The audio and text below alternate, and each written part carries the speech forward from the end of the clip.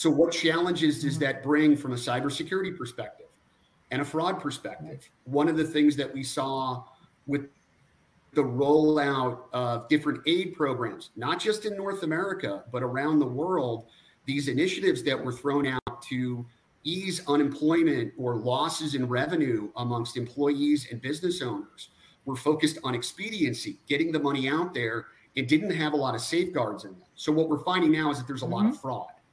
Okay, so what did financial institutions learn? What did larger and non-banking financial institutions learn? And what are the regtechs and fintechs that were able to jump on a lot of these initiatives and process a lot of loans and generate a lot of funds learned? And how are we incorporating those lessons? So from the great resignation or the great mobility piece, I go, you need to learn how to work dispersed. The modern office place is changing. And that works for a number of people. It doesn't work for other people. Some of our younger employees that come out of college have a roommate. And so their only private space is their bedroom.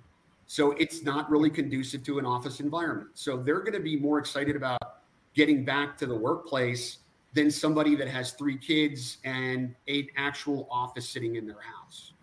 How do you secure that?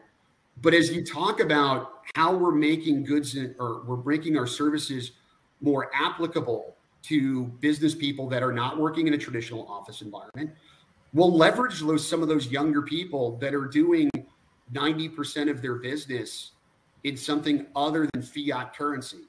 And they don't own a checkbook.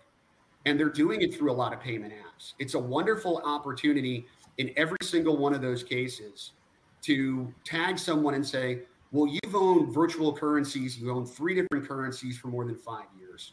From a compliance perspective, I want you to be the person that reviews our overall list of red flags and run the training for that. And it's a way to get them engaged, a way for them to develop expertise and show their talent. And so at the end of the year, when it comes time for promotion, reassignment, or bonuses, well, you've got something quantifiable to say, person X really took their experience and ran with it. Person Y, not so much.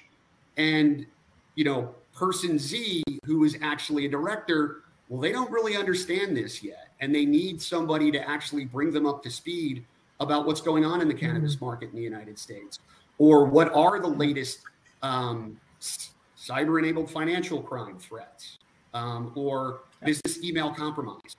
I'm trying to think of something a little bit broader outside the compliance world.